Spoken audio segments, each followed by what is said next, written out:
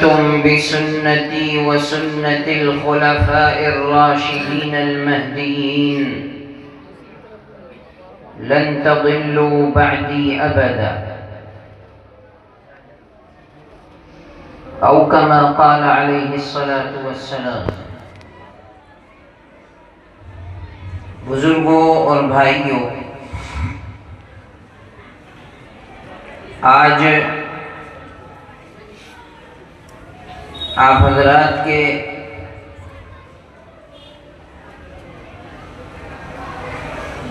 مدرسے کے غالباً سالانہ کے تعلق سے ذمہ دار اور آپ کے بچوں کو تعلیم اور تربیت سے آراستہ کرنے والے علماء حضرات نے جمع فرمایا ہے، اور ان جلسوں اور ان مجلسوں کو کرنے کا سب سے پہلا مقصد یہ ہوتا ہے کہ آپ اپنے جن بچوں کو اپنے کلیجے سے اور اپنے دل سے سینے سے دور کر کے ان درسگاہوں میں بھیجتے ہیں، یہ آپ کے بچے یہاں آ کر وہاں بیٹھ کر کیا پڑھتے ہیں، کیا سیکھتے ہیں، یہ حضرات آپ کو دکھانے اور بتانے اور سمجھانے کے لیے جمع کرتے ہیں کہ آپ نے اپنے بچوں کو یہاں بھیجا، روزانہ صبح سے دوپہر، دوپہر سے شام، اور پھر مغرب بعد، رات میں فجر سے پہلے، جہاں جیسا نظام اور معمول ہے، چھوٹے چھوٹے بچے پڑھتے ہیں، تعلیم حاصل کرتے ہیں، اور اللہ کی کتاب قرآن مجید کو اپنے سینے میں محفوظ کرتے ہیں۔ ان مدرسوں کی، مکاتب کی، دینی درسگاہوں کی روز و شب، دن اور رات صرف یہی محنت ہوتی ہے کہ ہم اپنے مسلمان بھائیوں، مسلمان بہنوں کی اولاد کو، بچوں کو کیسے دین سکھائیں اور کیسے ان کو دین کی تعلیم سے آراستہ کریں، تاکہ وہ اپنی زندگی کو اس صحیح راستے کے مطابق گزار سکے کہ جو راستہ اللہ کے رسول صلی اللہ علیہ وسلم ہمیں بتا کر کے گئے ہیں۔ اس کے علاوہ کوئی اور چیز نہ یہاں سکھائی جاتی ہے، نہ کسی اور چیز کی طرف ہمارے بچوں کے ذہن کو لگنے دیا جاتا ہے، نہ کسی اور راستے پر ہمارے بچوں کے قدم کو اٹھانے دیا جاتا ہے۔ صرف اس بات کے اوپر غور ہوتا ہے کہ جو امانت ہمارے بھائی بہنوں نے، ہمارے گاؤں والوں نے، خاندان والوں نے، مسلمانوں نے ان بچوں کی شکل میں اپنی اولاد کو ہمارے پاس بھیجا ہے، اس امانت کے اندر خیانت نہ ہو، اس امانت کے اندر پوری پوری امانت داری دکھائی جائے۔ اس لیے کہ ظاہر ہے اللہ تعالیٰ نے یہ اولاد عطا فرمائی ماں باپ کو، اور ماں باپ کو یہ اولاد امانت کہا گیا کہ یہ امانت ہے تمہارے لیے، یعنی کل قیامت کے دن اس امانت کے بارے میں سوال کیا جائے گا کہ تمہیں دنیا میں جو امانت دی گئی اس امانت کے اندر تم نے کتنی خیانت کی ہے اور کتنی امانت داری کا ثبوت دیا ہے۔ ہر ماں باپ سے سوال ہوگا۔ ماں باپ نے اپنی اولاد کو ان مدرسوں میں بھیجا، مکاتب میں بھیجا، ہمارے آپ کے بچے پڑھ رہے ہیں، اب یہ امانت ان کے حوالے ہے، لہذا یہ پوری کوشش کرتے ہیں کہ سال بھر ایک نظام، عید سے لے کر بقرعید، بقرعید سے لے کر کے ششماہی امتحان، اور ششماہی امتحان سے لے کر کے اس وقت سالانہ امتحان تک، سال کے پورا ہونے تک آپ کے بچوں نے کیا سیکھا، کیا پڑھا، ہم نے ان کو کیا پڑھایا، ان کو کیا تعلیم دی، کیا ان کی تربیت کا نظام بنایا۔ جب آپ نے بھیجا تھا تو کس حال میں تھے، اور جب پورا سال ہوا تو ہم نے ان کو کس حال میں آپ کے پاس بھیجا ہے۔ ہر ایک چیز آپ کے سامنے کی جاتی ہے۔ آپ کے سامنے بچوں نے تقریر بھی کی ہوگی، بچوں کا مکالمہ بھی ہوا ہوگا، بچوں نے نظمیں بھی پڑھی ہوں گی، بچوں نے قرآن مجید بھی پڑھا ہوگا، ہر چیز آپ کے سامنے آتی۔ تو صرف یہی مقصد نہیں ہوتا کہ بھئی جلسے کر لیے گئے اور لوگوں کو بلا لیا گیا اور لوگوں نے آ کر کے بیٹھ کر کے سنایا اور پلے جھاڑ کر کے اڑ گئے، بس جلسہ ختم۔ نہیں، آپ کے بچوں کے اندر کیا فائدہ آپ کو محسوس ہوا، کیا تبدیلی محسوس ہوئی، یہ آپ کو دیکھنا ہے۔ ہم نے جب اپنے بچوں کو بھیجا تھا تو ان کے دل کے اندر ماں باپ کی کتنی قدر تھی، اور آج جب بچے ایک سال گزار کر کے مدرسے میں پھر اپنے گھروں کو جائیں گے تو ان کے دل کے اندر، ان کی زندگی کے اندر کتنا تغیر، کتنی تبدیلی آئی، ماں باپ کی قدر کتنی ان کے دلوں کے اندر آئی، بڑوں کا ادب کتنا ان کی زندگی میں آیا، قرآن مجید ان کو کتنا پڑھنا آیا، کلمے ان کو کتنے یاد ہوئے، کتنا ہمارے بچوں نے دین سیکھا، اور ہمارے بچے گھر آنے کے بعد اس سیکھے ہوئے دین کے اوپر کتنا عمل کرتے ہیں، یہ سب آپ کو دیکھنا۔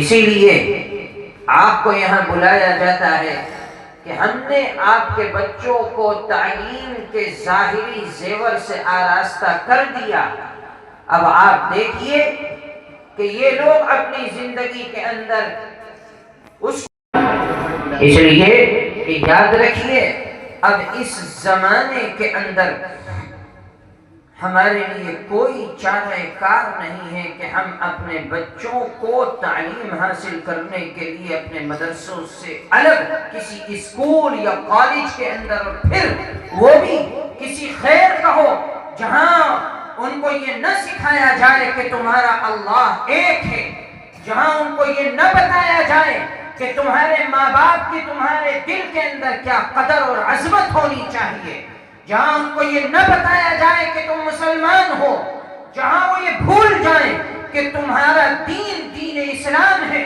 جہاں وہ یہ بھول جائیں کہ قرآن تمہاری کتاب ہے، اللہ نے تم کو پیدا کیا ہے، اللہ ہی تم کو مارے گا اور پھر اللہ ہی تمہیں زندہ بھی کرے گا، جہاں اس طرح کی تعلیم نہ دی جاتی ہو، یاد رکھو ہم اپنے بچوں کو جاہل رکھ سکتے ہیں، لیکن ان جگہوں سے اپنے بچوں کو دور کرنا ہمارے لیے فرض ہے۔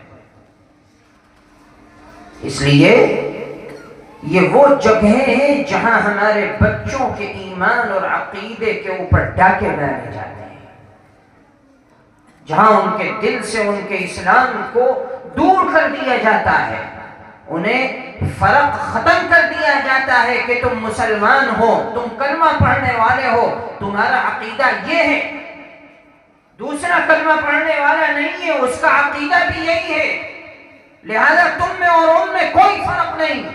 جب یہ چیز دل سے نکال دی گئی تو پھر ہمارے نوجوان بے راہ ہو گئے، ہمارے بچے بے راہ ہو گئے، ہماری بچیاں بے راہ ہو گئیں۔ کیوں؟ اس لیے کہ یہ فرق ان کے دل اور دماغ سے نکال دیا گیا، ان کے ایمان کو کھینچ لیا گیا، ان کے سینے میں ان کے دین اور اسلام اور عقیدے کی کوئی جگہ باقی نہیں رہی، ختم کر دیا گیا۔ اللہ نے اپنی کتاب کے اندر بیان فرما دیا، لقد كان لكم في رسول الله أسوة حسنة لمن كان يرجو الله واليوم الآخر وذكر الله كثيرا۔ اے میرے بندو یاد رکھو، کلمہ پڑھنے والے، چاہے تم اللہ کے نبی کا، میرے آخری نبی کا کلمہ پڑھنے والے ہو یا نہ ہو، ہر انسان کو میں خطاب کر کے کہہ رہا ہوں، لقد كان لكم في رسول الله أسوة حسنة۔ یاد رکھو، ایک کلمہ پڑھنے والوں تم سے بھی کہتا ہوں، ایک کلمہ نہ پڑھنے والوں میرے بندوں تم سے بھی کہتا ہوں، تمہاری زندگی کے اندر اگر کوئی نور اور روشنی کسی انسان کی زندگی کے ذریعے پیدا ہو سکتی ہے تو یاد رکھو، لقد كان لكم في رسول الله أسوة حسنة۔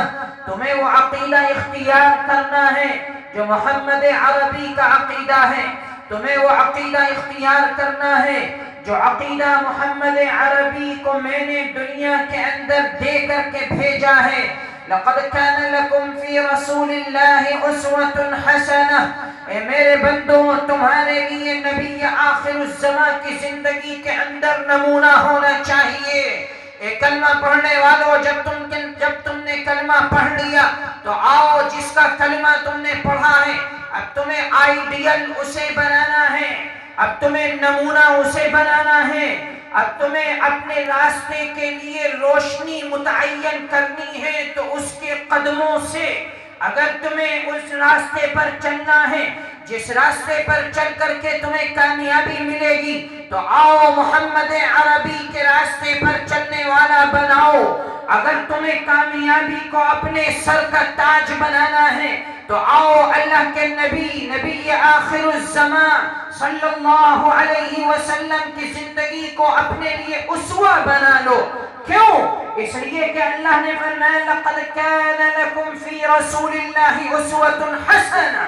اے میرا کلمہ پڑھنے والوں، یاد رکھو، تمہارا آئیڈیل وہ نہیں جو تمہارے دین کا دشمن ہے، تمہارا آئیڈیل وہ نہیں جو تمہارے اسلام کا دشمن ہے، تمہارے لیے نمونہ وہ نہیں جو تمہارے قرآن کو چیرتا اور پھاڑتا ہے، تمہارا آئیڈیل وہ نہیں جو تم سے تمہارے اسلام کو تمہارے سینے سے نوچنے کی کوشش کرتا ہے، تمہارا آئیڈیل وہ نہیں جو صبح سے لے کر دوپہر سے لے کر شام اور شام سے لے کر رات بھر صبح تک تمہیں شیطانیت کے راستوں پر چلنے کی دعوت دیتا ہے۔ تمہارا آئیڈیل وہ نہیں، تمہارا آئیڈیل وہ ہے کہ جو قرآن لے کر کے آیا ہے، جس نے قرآن تمہیں دیا ہے، تمہارے لیے نمونہ وہ ہے جو صحابہ تھے، تمہارے لیے نمونہ وہ ہے کہ جو صحابہ کے بعد تابعین تھے، تمہارے لیے نمونہ وہ ہے جو تابعین کے بعد ائمہ، فقہاء، مجتہدین، علماء، صلفاء، صالحین اور شہداء ہیں۔ تمہارا نمونہ یہ ہونے چاہیے۔ کیوں؟ اس لیے کہ اللہ تعالیٰ نے قرآن مجید کے اندر مجھے اور آپ کو خطاب کر کے یہ فرض کر دیا، لازم کر دیا، کیا؟ لقد كان لكم في رسول الله أسوة حسنة۔ اے میرے بندو، کلمہ پڑھنے والوں، یاد رکھو، اگر تمہیں صبح کرنی ہے تو دیکھو میرا نبی کیسے صبح میں جاگتا تھا، اگر تمہیں سونا ہے تو دیکھو میرا نبی سوتا کیسے تھا، اگر تمہیں کھانا ہے تو دیکھو میرا نبی کھاتا کیسے تھا، اگر تمہیں خود کوئی خوشی میسر ہوئی ہے تو دیکھو میرے نبی کو خوشی ملتی تھی تو اس کا عالم کیا ہوتا تھا، اگر تمہیں کوئی غم ملا ہے تو دیکھو میرے نبی کو جب کوئی غم لاحق ہوتا تھا تو صحابہ فرماتے ہیں ہم اللہ کے نبی کو ڈھونڈتے تھے، ہم اللہ کے نبی کو مسجد کے اندر سجدے کے اندر پاتے تھے۔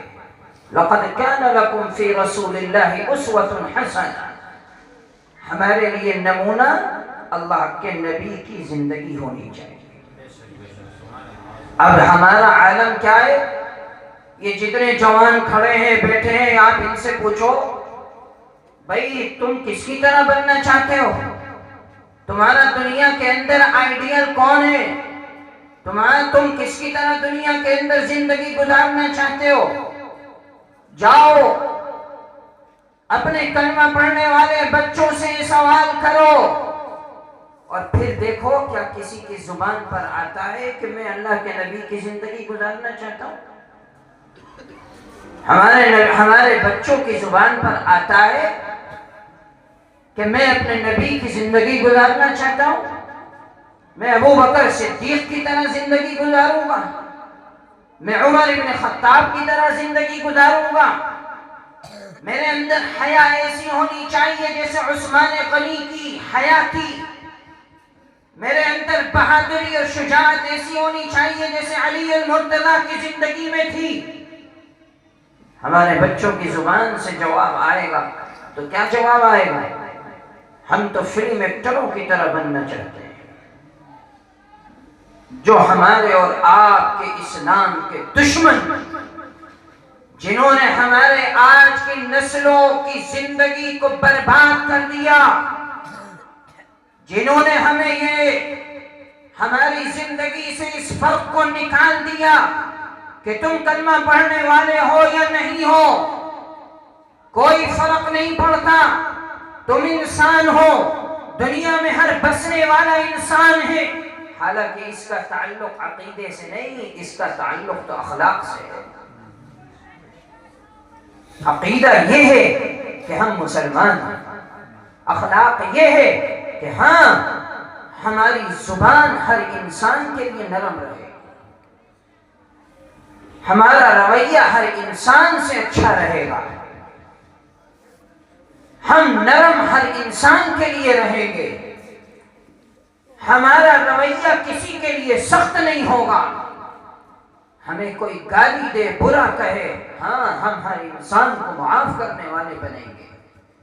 لیکن ان ظالموں نے اس فرق کو نکال دیا، اور پھر کیا ہوا نتیجہ یہ ہوا کہ آج فلمستانوں میں، فلم خانوں میں، سینما گھروں میں موبائل کے اوپر فلمیں دیکھ کر کے ہمارے بچے ان کو آئیڈیل بنا بیٹھے، ہمارے جوان ان کے لیے، ان کو اپنی زندگی کے لیے نمونہ بنا بیٹھے۔ ہمارے جوان کا لباس دیکھو تو ان ظالموں کی طرح ہے، ہمارے جوان کی شکلیں دیکھ لو تو ان ظالموں کی طرح ہے، ہمارے بچوں کی زندگی دیکھ لو تو ان ظالموں کی طرح ہے کہ جنہوں نے ہمارے قرآن کی طرف انگلیاں اٹھانے والا بنا دیا، ہمارے بچوں کو ہمارے قرآن کا دشمن بنا دیا۔ آج ہمارے بچے دین سیکھنے کو تیار نہیں ہیں، ہاں وہ بنیں گے تو ڈاکٹر، انجینئر، وکیل اور فلاں اور فلاں اور فلاں دنیا کی تمام ڈگریاں لینے کو تیار ہیں، لیکن قرآن مجید پڑھنے کے لیے ہمارے بچے تیار ہیں۔ یہ نتیجہ ہے اس چیز کا کہ ہم نے، جب ہماری اولاد چھوٹی تھی، جب اس کا ہاتھ ہمارے ہاتھوں میں تھا تو ہم نے اس کو اسکول کا راستہ دکھایا، کالج کا راستہ دکھایا، ہم اسے مسجد کا راستہ نہ دکھا سکے، ہم اسے قرآن نہ پڑھا سکے، ہم اسے مدرسے کا یا مکتب کا راستہ نہ دکھا سکے، جس کی ہمیں دنیا اور آخرت دونوں جگہ سب سے پہلے ضرورت پڑے گی۔ ہم اس کو اگر یہ راستہ دکھاتے تو پھر آج اس کے لیے نمونہ دنیا کے ظالم اور جابر انسان نہ ہوتے کہ جنہوں نے ہمارے اور آپ کے درمیان، ہمارے اور آپ کے دل سے، ساری دنیا کے انسانوں کے درمیان سے فرق کو دور کر دیا۔ آج یہ سوال کرتے ہیں ظالم دنیا کے کہ بتاؤ جب ایک انسان پیدا ہوتا ہے تو اس کے جسم پہ کہاں مہر ہوتی ہے کہ یہ مسلمان میرے ذہن میں اور آپ کے بچوں کے ذہن میں کھڑا کر دیا گیا تو پھر کیا ہوا؟ ہماری بچیوں نے غیروں سے شادیاں کرنی شروع کر دی، ہمارے جوانوں نے غیروں سے شادیاں کرنی شروع کر دی۔ کیوں؟ اس لیے کہ ان کے ذہنوں میں یہ دل اور دماغ کے اندر یہ سوال بیٹھا ہوا ہے۔ کاش وہ اللہ کے نبی کی حدیث پڑھ رہے تھے، اللہ کے نبی کا یہ فرمان پڑھ رہے تھے، کل مولود یولد علی فطرۃ الاسلام۔ یاد رکھو، کہیں اس کے جسم کے اوپر کوئی مہر ہو یا نہ ہو، لیکن اس کو پیدا کرنے والا اللہ ہے۔ اللہ نے اس کو اسلام کے دین اور اسلام کے عقیدے پر پیدا کیا ہے۔ اب اس کے باپ اگر غیر مسلم ہے تو اس کو غیر مسلم بنائے گا، مسلمان ہے تو مسلمان بنائے گا۔ لیکن ہر بچہ دنیا کے اندر پیدا ہوتا ہے تو اسلام کی حالت میں پیدا ہوتا ہے، اسلام پر پیدا ہوتا ہے، چاہے وہ غیر مسلم کے گھر میں ہو یا مسلمان کے گھر کے اندر ہو۔ میرے بھائی یاد رکھیے، لقد کان لکم فی رسول اللہ اسوۃ حسنہ۔ ہم نے اپنی زندگی سے اسلامی لباس کو دور کر دیا، ہم نے اپنی زندگی سے نبی کی سنت کو، داڑھی کو دور کر دیا، اور ہم یہ سمجھ بیٹھے کہ آج یہ شکل دنیا والے پسند کرتے ہیں، آج یہ لباس دنیا والے پسند کرتے ہیں۔ قربان جاؤ ابو ہریرہ رضی اللہ عنہ کے ان الفاظ کے اوپر کہ میں اللہ کے نبی کے پاس مسجد نبوی کے اندر حاضر ہوا، فرماتے ہیں کہ اللہ کے نبی علیہ السلام مسجد نبوی کے فرش کے اوپر تشریف فرما ہے۔ جب میں مسجد کے اندر جا کر کے بیٹھا اللہ کے نبی علیہ السلام کے پاس سامنے، تو میں نے دیکھا نبی کے چہرے انور کے بالکل ٹھیک پیچھے 14ویں کا چاند آسمان کے اوپر چمک رہا ہے۔ میں کبھی 14ویں کے چاند کو دیکھتا تھا اور کبھی اللہ کے نبی کے چہرے کو دیکھتا تھا۔ ابو ہریرہ فرماتے ہیں کہ میرے ذہن میں، میرے دل میں خیال آیا کہ ذرا مقابلہ تو کر کے دیکھو کہ اللہ نے جس چاند کو آسمانوں پر پیدا کیا ہے وہ زیادہ خوبصورت ہے، یا جس چاند کو اللہ تعالیٰ نے پیدا فرمایا ہے زمین پر وہ چاند زیادہ خوبصورت ہے۔ فرماتے ہیں میرے دل کے اندر یہ مقابلہ پیدا ہوا، اور کبھی میں وہ چاند دیکھتا ہوں جو بالکل گول ہے، جس کی روشنی بالکل مکمل ہو گئی ہے، کبھی اس کی طرف دیکھتا ہوں اور کبھی اپنے آقا کے چہرے انور کی طرف دیکھتا ہوں۔ فرماتے ہیں کہ اس ذات کی قسم جس کے قبض قدرت کے اندر ابو ہریرہ کی جان ہے، میں نے آسمان پر چمکنے والے چاند کو نبی آخر الزمان صلی اللہ علیہ وسلم کے چہرے انور سے زیادہ خوبصورت نہیں پایا۔ میں نے دیکھا کہ ہمارا چاند زیادہ خوبصورت ہے آسمانوں کے چاند سے، اس کے چہرے پر دھبے پڑے ہوئے ہیں، میرے آقا کے چہرے انور کے اوپر ایک دھبا بھی نہیں۔ ہم اس نبی کی شکل بنانے سے گریز کرتے ہیں، ہم یہ سمجھتے ہیں کہ نہیں، ہم تو اپنے چہرے سے داڑھی کو منڈا دیں، یہ بہت خوبصورت ہے، ہم اپنے لباس کو، اپنے جسم سے شرعی لباس کو ہٹا دیں، یہ بہت خوبصورت ہے۔ یاد رکھو، آج دنیا کی رنگینی، دنیا کا زیب و زینت، دنیا کا تلون، دنیا کی یہ چمک، یہ آسمان، یہ زمین، یہ پہاڑ، یہ چاند، یہ سورج، یہ چمکنے والے ستارے، سب کی سب آپ کے نبی کی وجہ سے بنائے گئے ہیں۔ ما ارسلناک الا رحمتا للعالمین، قرآن نے اعلان کیا ہے۔ اے قرآن پر ایمان لانے والوں اور اے قرآن کو نکارنے والوں، اے قرآن سے دشمنی رکھنے والوں، یاد رکھو تمہارے منہ میں زبان ہے، تو محمد کی وجہ سے ہے، تمہاری رگوں میں خون ہے محمد کی وجہ سے ہے، یاد رکھو تمہارا پیٹ بھرا جا رہا ہے محمد عربی کی وجہ سے ہے، عورتوں کو عزت ملی ہے محمد عربی کی وجہ سے، اس انسان کو عزت ملی ہے محمد عربی کی وجہ سے۔ یاد رکھو اے مشرکین مکہ، اے کفار مکہ، اگر آج تمہیں دنیا کے اندر پیدا کیا گیا ہے، وجود بخشا گیا ہے، تو یاد رکھو اگر محمد عربی نہ ہوتے، اللہ کے قسم نہ تم ہوتے، تمہارے باپ دادے ہوتے، نہ دنیا ہوتی، کچھ نہ بنایا جاتا۔ یہ اعلان کر رہا ہے قرآن، وَمَا أَرْسَلْنَاكَ إِلَّا رَحْمَةً لِلْعَالَمِينَ، ہم نے آپ کو سارے عالموں کے لیے رحمت بنا کر کے بھیجا ہے۔ کیا چیز ہے رحمت؟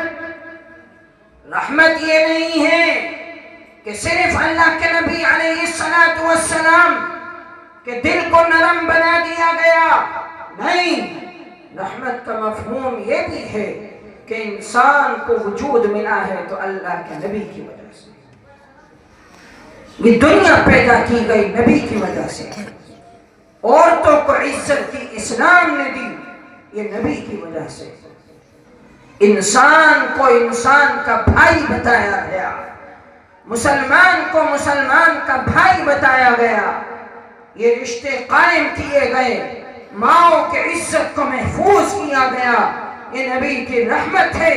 باپ کی عزت کو قرآن نے بتایا، یہ نبی کی رحمت ہے۔ ماؤں کے حقوق کو اسلام نے محفوظ کیا، یہ نبی کی رحمت ہے۔ اللہ کی قسم قرآن اعلان کر چکا ہے، دنیا جتنی بھی ہے اول تا آخر یہ سب نبی کی رحمت ہے، اس کے علاوہ کچھ نہیں۔ میرے بھائی، اور ہم، یہ کون سا نبی ہے؟ یہ میرا اور آپ کا نبی ہے، اور ہم جس نبی کے راستے پر چلتے ہوئے یہ سوچتے ہیں کہ اگر تو نے داڑھی رکھ لی تو دنیا والے تجھے کیا کہیں گے، اگر تو نے اسلامی لباس اپنے جسم کے اوپر سجا لیا تو دنیا والے کیا کہیں گے۔ آج تو ماں باپ بھی، والدین بھی اپنے بچوں کو اسلامی لباس سے دور کر دیتے ہیں، اپنے بچوں کو دین اور شریعت پر چلنے کے لیے ان کو وہ راستے پر چلاتے ہیں اور اس راستے کی ترغیب دیتے ہیں کہ جس پر چلنے کے لیے اسلام نے صاف منع کر دیا گیا، ان الشیطان لکم عدو مبین، شیطان تمہارا کھلا دشمن ہے، اس سے دور رہو۔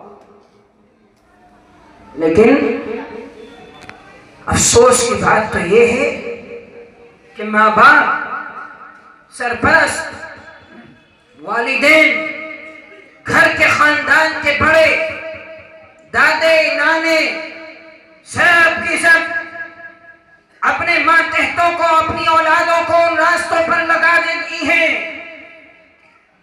کہ جن راستوں کے اوپر چلنا اللہ نے اور اللہ کے نبی نے صاف اعلان فرمایا کہ جو اس راستے کے اوپر چلے گا، یاد کرو، نوَلِّهِ مَا تَوَلَّى وَنُصْلِهِ جہنم، ہم اس کا ٹھکانہ جہنم بنائیں گے۔ ان راستوں سے بچو، لیکن میرا جوان اسی راستے پر چلتا دکھائی دیتا ہے۔ کیوں؟ اس لیے کہ یاد رکھو گڑی پور گڑی کے مسلمانوں، صرف اور صرف اس راستے پر چلایا ہم نے اپنے بچوں کو۔ اس جوان سے پوچھو، بیٹا تو اس راستے پر کیوں چلتا ہے؟ تو نے یہ گناہ کیوں کیا؟ تو نے گالی کیوں دی؟ تو نے بد اخلاقی کیوں کی؟ تو نے یہ برا کام کیوں کیا؟ تو معلوم ہے کیا جواب آئے گا؟ ہم نے اپنے باپ دادے کو دیکھا، اپنے ماں باپ کو دیکھا یہی کرتے ہوئے، لہذا آج ہم بھی یہی کر رہے ہیں۔ میرے بھائی، یاد رکھو دنیا کے حالات تو بگڑتے ہیں، آج یہ کوئی نئی بات نہیں ہے۔ جب سے قرآن مجید نازل ہوا ہے اس وقت سے لے کر کے آج تک، اور جب سے اسلام اس دنیا میں آیا ہے، یعنی حضرت آدم علیہ السلام سے لے کر کے آج تک ساری تاریخ کو کنگھال کر کے دیکھو، کون سا نبی ہے جس کو نہیں ستایا گیا؟ کون سا زمانہ ہے کہ اللہ کو گالی نہیں دی گئی؟ کون سا زمانہ ہے کہ اللہ پر ایمان رکھنے والوں کو نہیں گھسیٹا گیا؟ کون سا زمانہ ہے جب ہر زمانے کے اسلام کے پر چلنے والے کو گالیاں نہیں دی گئی، مارا نہیں گیا، آرے سے نہیں چیرا گیا، اور پھر اس کو جلتی ہوئی آگ میں نہیں ڈالا گیا، اس کو کنویں کے اندر نہیں بند کیا گیا؟ کون سا زمانہ ہے؟ کوئی زمانہ نہیں ملے گا۔ ہر دور کے اندر اسلام کے اوپر انگلی اٹھانے والے ضرور دکھائی دیں گے۔ یہ کوئی آج نئی بات نہیں ہے، آج سے زیادہ حالات پہلے بھی خراب ہوئے، لیکن میرے بھائی ان چند لوگوں کے صبر اور ان چند لوگوں کے اقدام کی وجہ سے کہ جو اپنے قدم کو مضبوطی سے جمائے ہوئے تھے، جو صبر کے دامن کو پکڑے ہوئے تھے، آج میرا اور آپ کا قرآن ہمارے سامنے موجود ہے۔ عثمان غنی رضی اللہ عنہ جیسے انسان اور صحابی کو شہید کر دیا جاتا ہے، کیا اس زمانے میں ظلم نہیں ہوا؟ کیا مدینہ منورہ کے اندر مسلمانوں کا قتل عام نہیں کیا گیا؟ کون سا نبی ہے کہ جس کو گالیاں نہیں دی گئیں؟ حالات ہمیشہ اسی طرح رہے ہیں، لیکن یاد رکھو اس وقت کے حالات اور آج میں فرق یہ تھا کہ ہم مایوس ہو چکے ہیں۔ ہماری زندگی مایوسی کی زندگی گزار رہی ہے۔ وہ لوگ مایوس نہیں ہوئے تھے، ان کے قدم ریت کی دیوار پر نہیں، ان کے قدم پتھر کی دیوار پر مضبوط تھے، ان کے دل کے اندر اسلام کا جلوہ مضبوط تھا، ان کے سینے کے اندر کلمہ مضبوط تھا، ان کی زندگی کے اندر قرآن مضبوط تھا، ان کا ایمان اس بات پر مضبوط تھا کہ تجھے پیدا کرنے والا بھی اللہ ہے، تجھے مارنے والا بھی اللہ ہے۔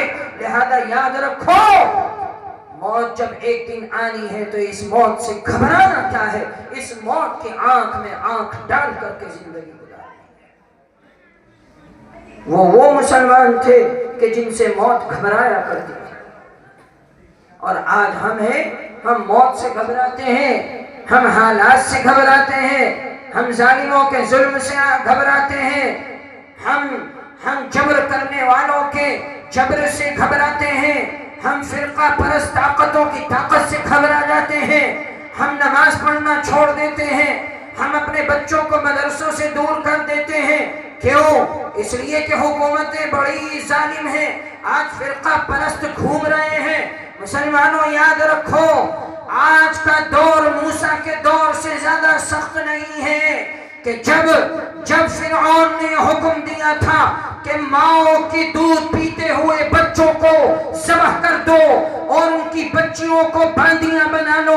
آج کا دور اس دور سے زیادہ سخت نہیں ہے کہ جب ہمارے ننھے منھے بچوں کو شہید کر دیا جاتا تھا، موسیٰ کو دریا کے موجوں کے حوالے کر دیا جاتا تھا، اور پھر موسیٰ فرعون کے محل میں ایک چٹان بن کر کے کھڑا ہوتا تھا۔ آج کا دور اس دور سے زیادہ سخت نہیں ہے۔ آج ہماری مسجدیں آباد ہیں، کوئی ہمیں روکنے والا نہیں، آج ہمارے مدرسے آباد ہیں، کوئی ہمیں روکنے والا نہیں۔ کیوں؟ اس لیے کہ چند مسلمان آج بھی پکے ہیں، یہ علماء آج بھی مضبوط ہیں، ان کے دل کے اندر آج بھی قرآن مضبوط بنا ہوا ہے۔ ہمارے بچے کم از کم قرآن پڑھ رہے ہیں اور کلمہ سیکھ رہے ہیں۔ اس لیے میرے بھائی یاد رکھو، ہمارے لیے بہترین نمونہ زندگی کے اندر اللہ کے نبی صلی اللہ علیہ وسلم کی زندگی ہے۔ اسی کو کہا جاتا ہے سیرت۔ اللہ کے نبی کی زندگی کیسی ہونی چاہیے؟ آج آپ یہاں موجود ہیں، گاؤں کے لوگ ذمہ دار موجود ہیں، جوان بھی ہیں، ہر ایک سے کہتا ہوں یاد رکھو اب ان فرقہ پرستوں کا مقابلہ کرنا ہے تو یہ طے کرنا ہے کہ ہم میں سے ہر ایک، اے ظالموں تم ہماری داڑھی کے دشمن ہو، ہمارا جوان بھی داڑھی رکھ کر کے دکھائے گا، اے ظالموں تم ہماری پگڑیوں کے دشمن ہو، ہمارے جوان اپنے سروں پر پگڑیاں سجا کر کے دکھائیں گے، اے فرقہ پرستوں تم ہمارے قرآن کے دشمن ہو، ہم اپنے بچوں کو قرآن پڑھنا سکھائیں گے، اے فرقہ پرستوں تم ہمارے مدرسوں کے دشمن ہو، ہم مدرسہ تو مدرسہ ایک ایک گھر کو مدرسہ بنا کر کے دکھائیں گے، اے فرقہ پرستوں تم ہماری مسجدوں کے دشمن ہو، ہم مسجد تو مسجد ایک ایک گھر مسجد بنا کر کے دکھائیں گے، اے فرقہ پرستوں تم ہماری مسجدوں سے مؤذن کی آواز کو بند کر سکتے ہو تو کر لو، ہم ایک ایک گھر کی چھت پر مؤذن کو کھڑا کر دیں گے، اے فرقہ پرستوں تم ہمارے اماموں کو محرابوں سے نکال سکتے ہو تو نکال دو، ہمارے ایک ایک گھر کے اندر امام پیدا ہوگا، ہمارے بچے نماز پڑھانے والے ہوں گے، اے فرقہ پرستوں ہماری مسجدوں اور مدرسوں پر تالا تم لگا سکتے ہو تو لگا کر کے دیکھ لو، ہمارے تو گھر گھر مسجد ہے، ہمارے گھر گھر ہمارے مدرسے ہیں، ہمارا گھر چھپر ہو تو بھی مدرسہ بنے گا، ہمارا گھر محل ہو تو بھی مسجد بنے گا، اے فرقہ پرستوں یاد رکھو ہم محمد عربی کی امت ہیں، ہم آخری نبی کا کلمہ پڑھتے ہیں، اور یاد رکھو ہمارا ایمان ہے جب تک ہم رہیں گے دنیا رہے گی، ہمارا قرآن رہے گا دنیا رہے گی، ہمارا دین رہے گا دنیا رہے گی، تمہاری کرسی بھی اس وقت تک ہے جب تک ہم ہیں، ایک اللہ کرنے والا بھی اس دنیا میں نہیں ہوگا، نہ تم رہو گے، نہ تمہاری کرسی رہے گی، نہ تمہاری حکومت رہے گی۔ یہ جذبہ ہمارے دل سے نکل جائے، یہ ہمارے دل کی مضبوطی ختم ہو گئی، اب تو حالات یہ ہے کہ اگر کوئی ایک انسان بھی آ کر کے گاؤں کے اندر کھڑا ہو جائے مسجد کے دروازے پر، میں نہیں نماز پڑھنے دیتا، تو گاؤں کے لوگ دکھ دبا کر کے بیٹھ جائیں، اگر کوئی آ جائے تمہارے مدرسے کو بند کیا جا رہا ہے تو مسلمان اپنے گھروں کے اندر چین کی نیند سو کر کے زندگی گزارے، اس لیے کہ جو مضبوطی ہمارے اندر ہونی چاہیے وہ ختم ہو گئی۔ میرے بھائی کلمہ پڑھنا صرف اسی چیز کا نام نہیں ہے کہ 5 وقت کی نماز پڑھ لو بس ہو گیا کلمہ پڑھ لیا، نہیں، کلمے کا تقاضا یہ بھی ہے کہ تم اپنے آپ کو اس ایمانی حرارت سے مضبوط رکھو، اندر سے مضبوط رہو، باہر سے مضبوط رہو، ہر فرقہ پرست کی ظالم کی آنکھ میں آنکھ ڈال کر کے تم بات کرو، جس طرح تو ظالم ہے یاد رکھ ظلم کے پنجوں کو مروڑنا ہم جانتے ہیں۔ اس لیے میرے بھائی ہمیں اللہ کے نبی صلی اللہ علیہ وسلم کی سیرت یہ سبق دیتی ہے کہ اپنی زندگی کو نبی کی طرح بناؤ، اپنے جوانوں اور اپنے بچوں کی زندگی کو نبی کی زندگی کی طرح بنانے والا، گزارنے والا ان کو بناؤ، ان کو بتلاؤ کہ تمہارا نبی کون تھا، ان کو بتلاؤ کہ آپ کے نبی کے اخلاق کیا تھے، ہاں چاہے کوئی مسلمان ہو یا نہ ہو اس سے بہترین اخلاق سے پیش آؤ، بہترین اس کے ساتھ رویہ اور برتاؤ کرو، اس کو بہترین انداز سے ضیافت کرو، اس کو اپنے پاس بلاؤ بٹھاؤ اور پھر اس کو بہترین طریقے سے اس کی ضیافت کرو تاکہ وہ یہ سمجھے کہ ہاں مسلمان نام ہے اس کا کہ جس کے اخلاق بہترین ہوتے ہیں۔ مسلمان اسلام یہ دعوت نہیں دیتا کہ اپنی زبان کو سخت کرو، اسلام یہ دعوت نہیں دیتا کہ گالی دو، اسلام یہ کہتا ہے کہ معاف کر دو، نبی کی سیرت یہ ہے کہ معاف کر دو۔ حضرت حمزہ رضی اللہ عنہ کے نبی کے چچا کے جب اس وقت کے کافروں نے ٹکڑے ٹکڑے کر دیے، اللہ کے نبی ان ٹکڑوں کے اوپر گئے، آنکھ سے آنسو جاری ہے، قسم کھائی کہ اللہ کی قسم اس وقت تک نہیں سکون سے بیٹھوں گا جب تک اپنے چچا کے ان ٹکڑوں کا بدلہ نہ لے لوں۔ فوراً قرآن نازل ہو گیا، فوراً قرآن نازل ہو گیا، وَإِنْ عَاقَبْتُمْ فَعَاقِبُوا بِمِثْلِ مَا عُوقِبْتُمْ بِهِ وَلَئِنْ صَبَرْتُمْ لَهُوَ خَيْرٌ لِلصَّابِرِينَ۔ اے نبی، نہیں، آپ کو یہ اجازت نہیں ہے کہ آپ اپنے چچا کے بدلے کو اسی طرح لیجئے جس طرح ظالموں نے آپ کے چچا کو شہید کیا ہے۔ نہیں، اگر آپ کو بدلہ لینا ہے تو صرف اتنا لیجئے جتنی زیادتی آپ کے ساتھ ہوئی، اس زیادتی سے آگے بڑھنا آپ کے لیے صحیح نہیں ہے۔ اور پھر آگے قرآن کہتا ہے وَلَئِن صَبَرْتُمْ لَهُوَ خَيْرٌ لِلصَّابِرِينَ۔ یاد رکھیے، اگر آپ صبر کے دامن کو پکڑے رکھیں گے تو آپ کے لیے سب سے بہترین چیز یہ ہے کہ آپ صبر کیجیے۔ فوراً اللہ کے نبی نے اپنی قسم کا کفارہ دیا، اور جن لوگوں نے چچا کے ساتھ یہ رویہ اختیار کیا تھا ان لوگوں کو معاف ہو۔ یہ اسلام کی دعوت ہے، یہ مدرسے کی دعوت ہے، یہ مسجد کی دعوت اور مسجد کی تعلیم ہے۔ اس لیے میرے بھائی، اور یہی اللہ کے نبی کی سیرت ہے۔ میرے بھائی، دنیا کے اندر زندگی انسان گزارتا ہے، کوئی ضروری نہیں ہے کہ سب کا مزاج ایک سا ہو، بھائی بھائی کا مزاج ایک سا نہیں ہوتا، کسی سے مزاج ملے کوئی ضروری نہیں ہے، لیکن اللہ کے نبی کی سیرت یہ مطالبہ کرتی ہے ہم سے اور آپ سے، صل من قطع واعف عمن ظلم واحسن من اساء الیک۔ دیکھو، تم سے جو تعلق توڑتا ہے تم تعلق جوڑو، جو تم پر زیادتی کرتا ہے تم اس کو معاف کر دو، جو تمہارے ساتھ برا کرتا ہے تم اس سے درگزر کر دو، احسان کا معاملہ کرو۔ یہ اسلام کی اور نبی کی سیرت ہے۔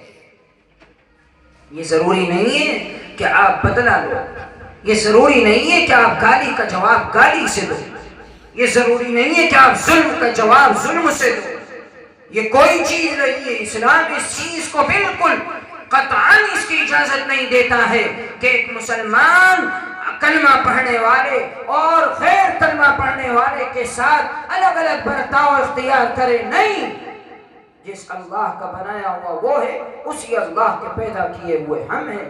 ہم جب تک ہمارے ساتھ کوئی صحیح معاملہ کرے گا ہم اس کے ساتھ اس سے زیادہ صحیح برتاؤ کریں گے۔ میرے بھائی، ہمارے اور آپ کی دین اور اسلام کی تعلیم یہ ہے۔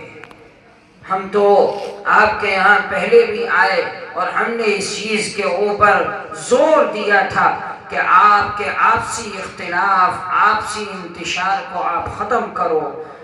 ہم نے پوچھا اور ہم اس چیز کی خبر گیری بھی کرتے رہے کہ بھئی اس جلسے کا بات کرنے کا کوئی فائدہ بھی ہوتا ہے نہیں ہوتا ہے۔